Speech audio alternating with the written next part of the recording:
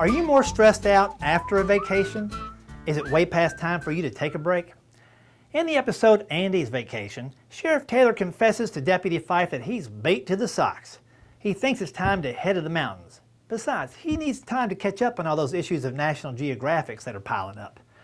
Of course, as soon as Andy leaves, a convict escapes from the Mayberry jail. And by chance, the escapee and Andy cross paths in the woods.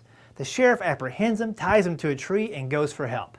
Of course, while he's away, Barney and Gomer find the man tied to a tree. The escapee hides his face and changes his voice and tells him he was tied up by an escaped criminal. Barney unties him and then he escapes again, creating even more work for the vacationing sheriff.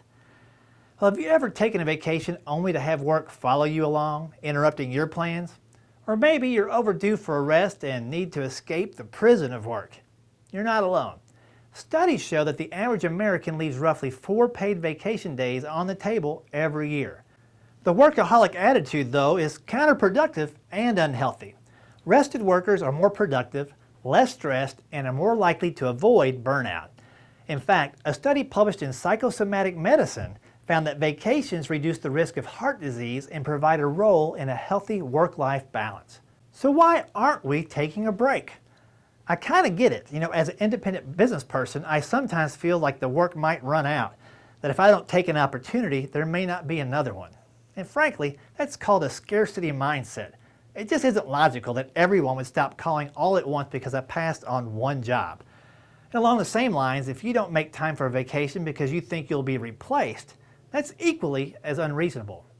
And if you can't take a break because you feel that no one else at work can do your job, you may actually be a liability to your company instead of an asset. If the company would fall apart without you, it eventually will.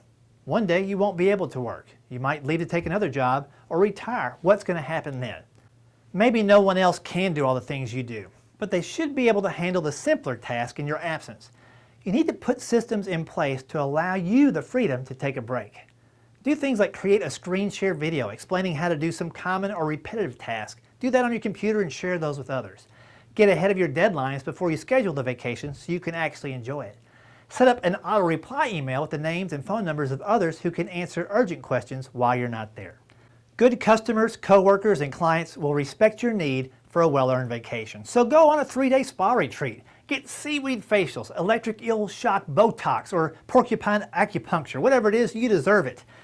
And if you're an employer, be sure to encourage your employees to joyfully take their vacation days, all of them. They're going to come back well-rested and recharged and be more productive.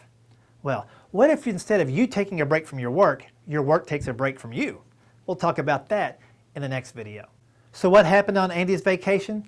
Because he didn't have qualified help or systems in place, and because it was a sitcom, everything backfired. The escaped convict had more freedom than Andy did, and when Andy returned, he was more tired than when he left, and still needs to catch up on all those National Geographics. Well, until next time, prepare for a stress-free vacation. Empower others to take on some of your workload, because if you don't, you may just wind up beat to the socks. Alrighty then.